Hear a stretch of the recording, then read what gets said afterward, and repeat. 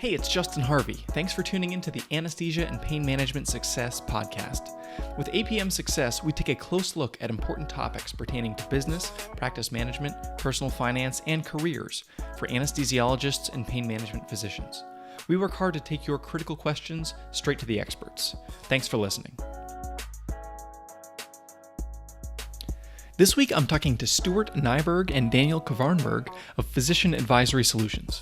These guys are experts in practice transactions and practice economics and the forces that drive value in a physician's practice. Today we're talking about anesthesia and anesthesia practices specifically, where we cover current trends, private equity consolidation, factors impacting practice value, and more. I'll also be speaking to them again soon when we're going to cover these same questions but from a pain management practice point of view. Before we dive into today's content, two quick things for your consideration.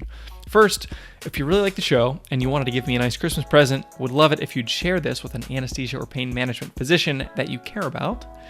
Number two, year-end is coming up. Giving Tuesday was last week, and you might be thinking about that year-end tax deduction for calendar year 2020. This is a great opportunity to think about how you can give a little bit monetarily if you have the capacity. There's actually a unique rule this year under the CARES Act, the Coronavirus Relief Act, that allows for a $300 above-the-line tax deduction. Meaning, even if you take the standard deduction on your taxes, you don't have a lot of charitable stuff normally, you don't have a lot of mortgage interest or student loans or whatever, you can still reduce your taxable income by $300 if you make a contribution to charity. So you might ask, Justin, do you know of any anesthesia-related nonprofits doing great work out there that we should consider reporting or consider supporting? And I would say, why yes. Why don't you first go back to episode 45, anesthesiasuccess.com/45, where we talked to Dr. Meg Owen, and her organization, Kybele, Kybele, works to train physicians in under-resourced settings to make the childbirth process as safe and happy as possible for both mother and child. So, if you're looking for a place to send that $300 so you can reduce your taxable income and support an awesome, worthy cause, consider supporting the great work that Dr. Owens and her organization are doing over at Kybele. Hope you enjoyed this week's episode with the gentleman from Physician Advisory Solutions. Hello and welcome to episode 75 of APM Success. We have a couple of special guests today. I'm really pleased to be joined by Daniel Kvarnberg and Stuart Neiberg of Physician Advisory Solutions. They have a lot of experience in looking at the guts of sort of the economics of medicine, doing mergers and acquisitions, advice, and helping physicians optimize their own practices, and lots of exciting business stuff that, frankly, every physician should understand, and very few ever get the training to be able to process properly. So really excited to have Stuart and Daniel here today. Thanks for joining us, gentlemen. Thank you very much. So just to give you a quick breakdown of what Physician Advisory Solutions is we are a full service advisory and valuation firm focused on working with healthcare organizations across all industries of that size. And basically what we do is we help provide the business acumen and understanding to physicians and help them become more efficient and more profitable. With most of our practices that we work with everything from single physician practices all the way up to large healthcare systems. And we can help with transaction services, helping them look at their financials, operations, business strategic initiatives, helping them become more efficient and more profitable, and eventually looking towards an exit for the value that they should deserve, and even assisting with those transactions. Awesome.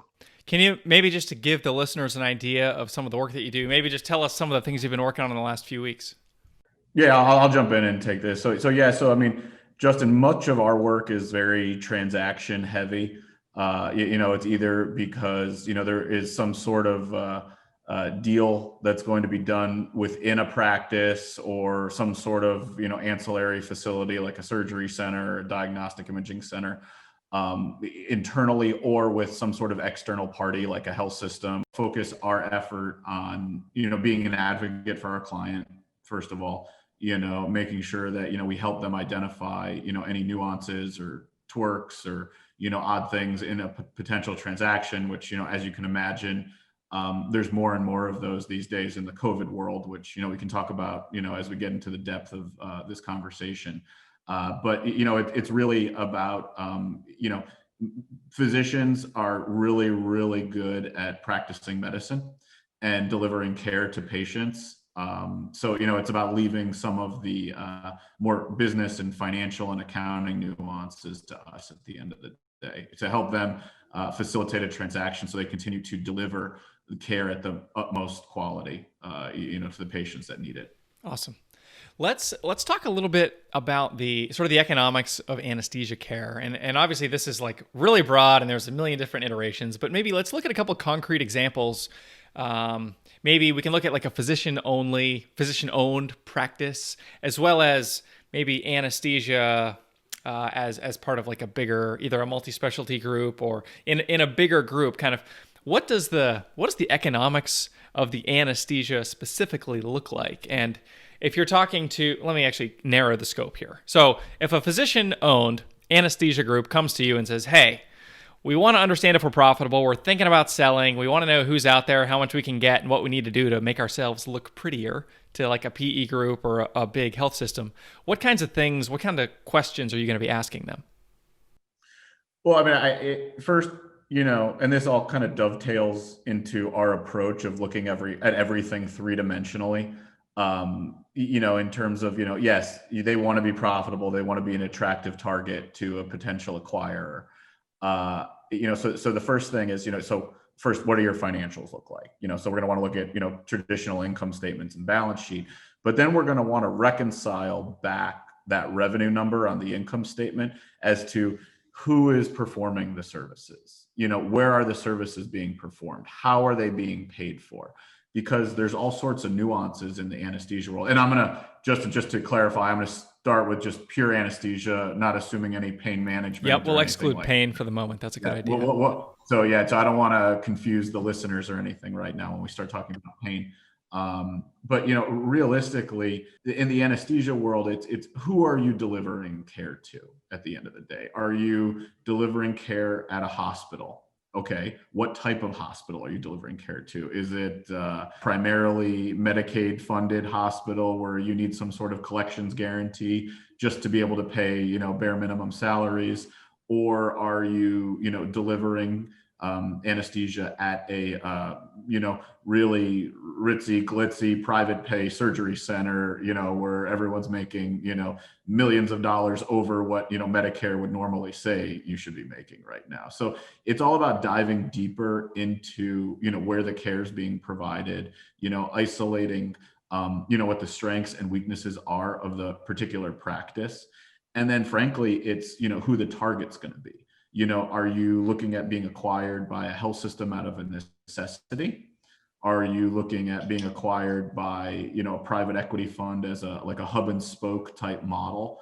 They have a large anesthesia group and this is an add-on. Are you going to be the hub and they're going to add on to your practice going forward? Or is this, without speaking about the elephant in the room, we've got the Mednaxes and the Sheridan Healthcares that, have always been active in looking at, anesthesia practices. And, are they interested in acquiring you? Because if they are, they have a very formulaic approach to determining, what the deal will look like on their behalf. So, I hate to give you the answer that it depends, but it depends. It always depends. I understand. I do the same thing. That's why you have to dive in and understand it. Exactly. Totally. So if we maybe put some more concrete parameters around this and say we had like an intermediate sized physician only group, maybe there's 22 doctors who have maybe a hospital contract and 3 surgery centers. And you're looking across the landscape at sort of the different sites of service, the different, the payer mix, it sounds like is an important part of this. Can you maybe talk a little bit about like specific questions that would be site of service specific, and talk a little bit about maybe the practice model and how physician only versus a care team model may impact this conversation? Yeah, with a care team, if you're able to, get creative and, apply leverage, to be able to, further hone in on, profitability growth. Single physician practices tend not to be as profitable, as other groups that, have, a little bit more flexibility in the way that they staff.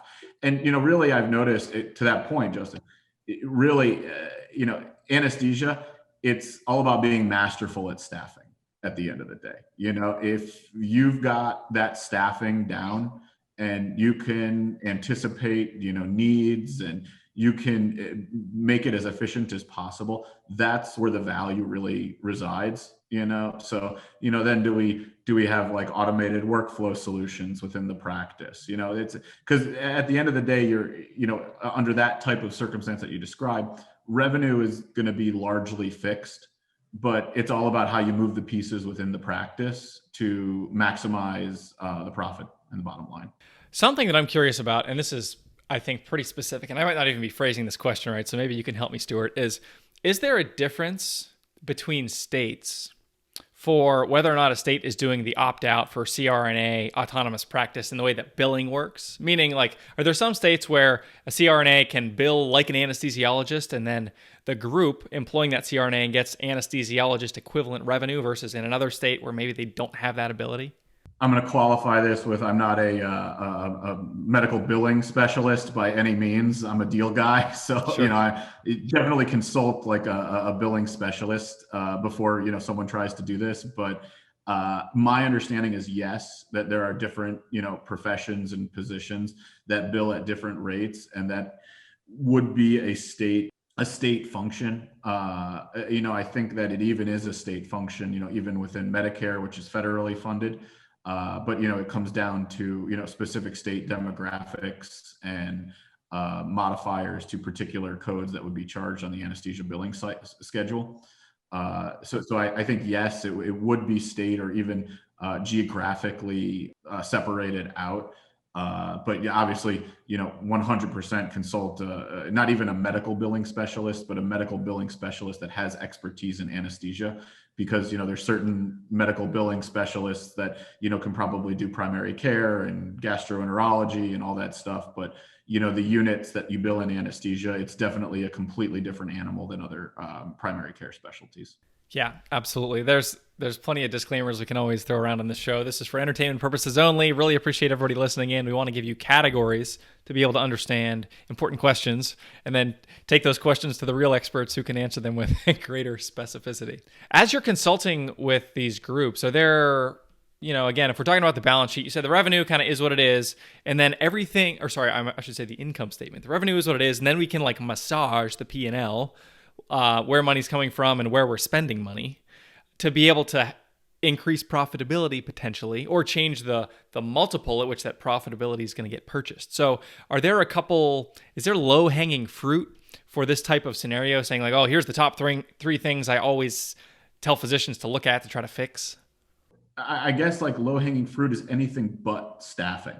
Because staffing is a necessity. So you're in an anesthesia practice, your payroll costs, they're pretty important and they're pretty sticky. And, replacing an anesthesia provider is, pretty impossible at the end of the day, when, surgeons start getting very comfortable with certain providers. So you don't want to mess with those costs. So whenever I look at an anesthesia practice, I look at everything else. I start with everything else. Like, where are there additional costs that you probably don't need as much as staffing? And then really start honing in on those particular expenses. So it could be anything from, unnecessary spending on supplies or rent for an office, or, other type of costs that don't relate to, the particular staffing or payroll needs of that practice. Let's talk for a minute about subsidy. So I spoke with Dr. Lop Shah a couple episodes ago. He has some experience in running a small anesthesia company and doing a lot of the staffing that you mentioned. Like, it is a staffing question. That was very much the impression that I took from him. Talk about like, what is a subsidy? Why does it happen? And how does it vary between different sites of service? Yeah, no, it's a great question. And I mean, it's super important for anesthesiologists to understand the mechanics behind the subsidy. Anesthesia needs to provide coverage at most health systems. If someone comes into the ER and they need a surgical procedure, you need anesthesia on site, all the time to be able to do that. That's expensive because you have to pay the anesthesiologist not only for the burden of being on call, but you have to have someone there, 24 hours a day to handle that. So in some situations, the amount of revenue, depending on the payer mix, in that particular facility that the anesthesiologist will collect may in fact be less than what the expenses are associated with keeping a staff member there 24 hours a day. And in some cases, you need 2 or 3 or 4 people there a day, depending on how busy and how many emergent events that particular facility may have. So a subsidy is a legally justified way of paying anesthesiologists additional monies so that they can staff those facilities with normal market value salaries. And anesthesiologists should not be burdened by the fact that just because the facility isn't taking enough revenue, they should be taking less salary associated with it. So it will be a loss leader for the hospital or the facility to pay a little bit more, but the benefit of having that coverage keeps them in business and keeps them compliant with all the regulation. Can you talk a little bit about how reimbursement rates interact with the subsidy? Because I know next year CMS is significantly cutting the anesthesia reimbursement. 10% year over year was the number that I heard most recently.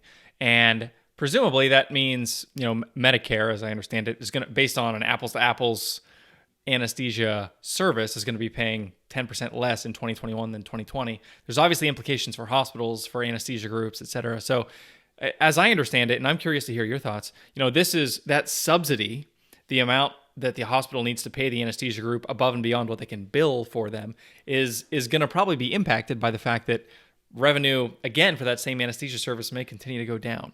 Can you speak to that a little bit? And how do you expect that to unfold? Because obviously there's a few different stakeholders here. And I guess what I'm wondering is who is going to absorb the fact that there's 10% less dollars now flowing for anesthesia services? So 2 things. And I know you're going to hate hearing me respond to the questions this way, Justin, but it's another "it depends" answer. It's a situation where, first of all, I think that proposed reduction is still a proposed number. I think CMS still has a couple more weeks to determine what the final rulings will be. But usually if there's a 10% reduction, you're likely going to have some kind of you're going to have some sort of final reduction. And, with all the money the government spent with the CARES Act this year, there probably isn't as much money to, warrant increases in reimbursement for certain things next year. I know the only things that I've heard that there will be some increases for will be home care type procedures, just, in response to COVID. More and more people want to try to keep stuff out of a hospital and, into a home care type scenario where there's less people around. So I believe that will be a contentious point. But that all being said, there will be, some sort of squeezing of the revenues and expenses, especially with anesthesia groups. And the hospitals are going to have to find ways within their budgets to, maintain certain, compensation structures for the anesthesiologists that are providing those services, either through a more efficient staffing model, different days of doing surgery, or increases to the subsidy. But it's all going to have a trickle down impact to the particular providers that are offering those services right now. Can you talk for a minute about, sort of at a high level, as you think about all the anesthesiologists in America, there's a couple different employment models, and rather than leading to what I think the answer is, I'd love to just hear, how would you, if somebody says, I'm an anesthesiologist, I want to know kind of what's out there and some key characteristics of each different either employer or, ownership opportunity. What kinds of things do you see? Traditionally, a lot of anesthesiologists, especially early on in their careers and, with the consolidation in the industry over the last several, I would say almost decade now, maybe even longer, it's less of a production-based, opportunity from an employment standpoint, that it's not an orthopedic type profession where, we're going to pay you, if you work, 17,000 work RVUs next year. We want you, cutting people up all day, day in and day out, do ACL tears, all that stuff. it's definitely a different model where, it's a lot of base plus bonus type opportunities. And then just with ownership, if that's the route that an anesthesiologist wants to go, it's all about really, the basics of business with networking and, arriving at, a good mix of contracts and facilities that you can provide work for. And then, that generates your top line. And then, we're going to come back to it over and over again, but it's staffing. It's, the more money you make is the more efficiently you'll be able to staff these, the facilities that have a need for you. You referenced consolidation, and this has been obviously a trend we've seen for a long time. There was that article a few years, I think it was actually kind of recent, that was looking at like 2013 to 2015. JAMA was doing here's what's happening in private equity consolidation in healthcare. And of these numbers, anesthesiologists, I remember seeing, were the most consolidated, the most acquired specialty by private equity, which has a lot of implications. But the question I want to ask is, have we seen a reversal of this trend in 2020 because of the crazy dislocation that COVID has brought about? I don't think that anyone is seeing like a reversal. Like I think that, there a lot of people are riding out this storm, especially private equity. And I mean, at the end of the day, Justin, people will need surgery. There's just there's no way around it. There's always going to be surgical procedures done in America. And with surgical procedures being done, there's always going to be a need for anesthesiologists. Like it's one of those very sticky professions, that where there will always be a need. It depends on what is available to pay for that need at a given point in time. And I don't see any situation where private equity is unwinding. I think that you're seeing some situations where, maybe some anesthesiologists are unhappy with, the way the practice is run under the private equity model, and they're going to leave and go search for employment elsewhere. Or if you get a group of them together, they'll form their own practice and, try to do it all over again. Try to make it work. If you find, a couple of disgruntled people having a beer or something together, they say, well, why don't we just start our own practice? That makes sense too, So I think that in large part, I wouldn't say it's a reversal, but you're probably going to have, groups that, form out of, just disgruntled private equity employees and whatnot. But that comes as absolutely no surprise that anesthesia was, early and often the most gobbled up practice specialty. Yeah, and I think, and I'm interested in your feedback on this too, with private equity. And actually, before I get down to the weeds, maybe just take a minute and describe what is private equity, because we kind of hear this, the PE world and like private equity, that there's a lot of connotations that we have, and even that physicians have. What is private equity? So, private equity is essentially, a model that, emerged probably like 40, 45 years ago, where investors wanted to find alternative ways of generating above market returns outside the stock market.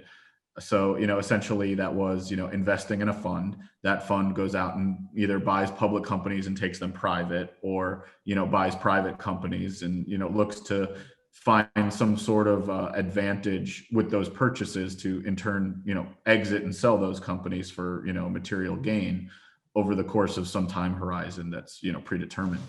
Private equity in the healthcare world really emerged not too long ago with, basically just too much capital out there. There was entirely too much cash sitting on the sidelines. And these private equity fund managers, they only get paid if they deploy their capital into, viable opportunities. And the provider space became very hot. And, in the provider space, like I said, you look for that hub and spoke model. You look to buy a practice and then find ways to make that practice grow. That doesn't cost you a lot of money to make it grow. So they identified that one of the best ways to do that was to buy a, medium-sized practice. And then instead of making acquisitions, which is, more traditional in the private equity model, they could just go out and hire more doctors for that practice, to keep reinvesting capital into it every year to make it grow. You grow a physician practice by syndicating to new physician owners or new physician employees that, can help increase the top line revenue.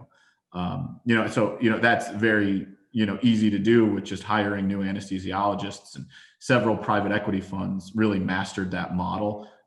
Several other companies, like the Mednaxes of the world, not too far from where Daniel lives, they mastered that model as well.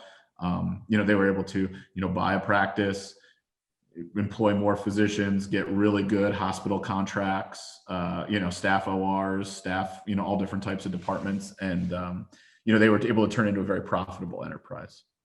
So just for our listeners, when Stuart used this phrase, taking a company private, I think it's important to understand what that means, because this has happened a couple times recently in the last couple of years in the anesthesia space, where basically if a company is publicly traded, it's on the stock market, its stock is listed on the New York Stock Exchange, it trades at a certain price. If I want to buy a share of Amazon, it's $1,000 or whatever. Now, if I had enough money and I could take all of the number of shares of Amazon out there and times the stock price, I could hypothetically buy Amazon for myself. Now, there's regulatory restrictions there, obviously, but this happened recently in 2018 with KKR and with Envision Healthcare, right? So Envision was a publicly traded company, and KKR said, at this stock price, we can buy a controlling interest, or maybe all, I'm not a PE expert, but substantively all of the outstanding shares. And with this special business plan that we have for this company, we think we can buy it at a certain price. If every share is $40, we take $40 times all the billion shares, or hundreds of millions. We buy a company, and then we say, here's the strategy. Maybe it's the hub and spoke model that you mentioned. And through this, business plan, we're essentially going to increase the value. And that's how a company like KKR, who's the major PE partner with Envision, would then monetize the deal for their investors. Is that an accurate summary, Stuart? Yeah. I mean, we can get more complicated one day and talk about control premiums and how that comes into play by taking a company private and all that stuff, and what you pay above and beyond the list price. But we don't have to go there yet, Justin. But it really, I think, answered a lot of your own question when you brought up the regulation topic, and that's usually the reason why you do this private equity buyout.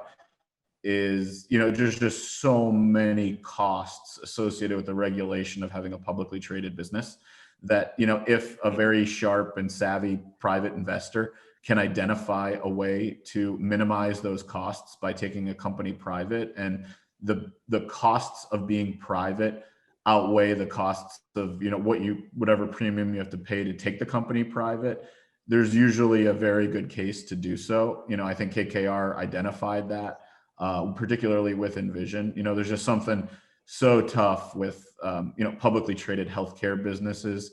Very few people have been able to master that. HCA has really mastered it in their model. I got to give them all kinds of credit. Other publicly traded health systems haven't done so well. But so usually the play is to minimize those costs, because of all the regulation that already exists in healthcare. To have the additional regulation of a publicly traded business, that's usually the driving force to bring the company private. Yeah. Talk for just a minute about what are the additional regulations. So if you're a publicly traded company, there's additional due diligence that you've got to go through every year to be able to be traded on a stock exchange. Yeah, I mean, just attorneys' fees, accountants' fees, and consultants' fees alone, can run a public company, tens of millions of dollars a year. And, that could be material savings at the end of the day. Like we talked about early on, at a very basic example, when you asked me to look at, an anesthesia practice, what are the costs that we can cut out to make an anesthesia practice more valuable versus what are costs that we really can't cut out? We can't cut out staffing costs. We can't cut out payroll. But if there is an opportunity to cut out certain costs, like, paying accountants or consultants like me and Daniel, to get more money to the providers, that's definitely an opportunity. So one of the things you said before was there's an opportunity if there's like a lot of regulatory requirement or constraint, or frankly, just complexity. That's a place where somebody with specialized knowledge can come in, make an acquisition of a company or a business, and then create extra value. Is there a reason that anesthesiology is the most acquired specialty over the last handful of years that relates to that idea? I think it has to do with the fact that some of the big players, like the Sheridans, like the Mednax, creating staffing models and, identifying efficiencies. And then, with their businesses, and I'm going to use them as an example because I think they were the two of the largest acquirers of anesthesia practices, nationwide over the past several years. With the ability for them to staff as strongly as they were, they grew to such size and scale that because they were major players in most markets, they were able to have substantial negotiating power with insurance companies on reimbursement rates. And with that negotiating power, plus the efficient staffing model, they were able to just generate such enormous returns in anesthesia that the only way they could grow was let's buy up more practices, because then you have more doctors, more scale, more ability to, have leverage with insurance and more ability to, have leverage with staffing. So, I mean, I think that whereas most other practices, it's been a one-pronged approach. It's either, I get more leverage with insurance or I get more leverage with staffing. With anesthesia, it was both with some of these major players. So that's really what led to the major consolidation that you reference. So with regards to reimbursement negotiating, I'm curious how, I mean, I kind of understand how negotiating works in principle. Like I have something you want and I have leverage and I use that leverage to get better terms. I just look at insurance and like the big payers and I think it's like trying to turn the Titanic to get them to budge one penny on anything ever. And I don't know if that's just me or that's kind of my perception as I look at them, but I'm curious, with an Envision like situation or one of the other bigger groups, what you're saying, and correct me if I'm wrong, like they have enough critical mass, enough thousands of anesthesiologists where they can go to a commercial payer and say, hey, you're paying us X per unit, but we want X times 1.5 or some smaller magnitude to be able to continue to provide services at certain institutions. And then the insurers, they have to play ball with that, or there's a dialogue rather than a no, go back to work.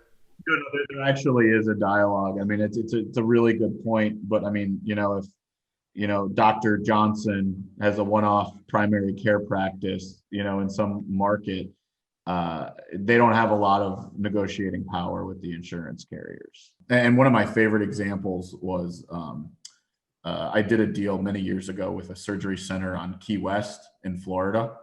And guess what? There was no other place that anyone could go for surgery than this one surgery center on Key West. So you wouldn't have believed the power that they had with negotiating reimbursement with insurance providers at this surgery center a long time ago. Because I mean, really the option was, get your surgery done on Key West or drive, 2.5 hours, 3 hours to Miami and get a surgery done there. So, I mean, there are these like microcosms in America where, people do have, substantial negotiating power, whether it's because of, geographic restrictions or, critical mass. But, if Dr. Johnson tries to negotiate with United Healthcare, that's one thing. But then if HCA or Tenet, they try to negotiate with, hundreds of hospitals, it's a totally different story.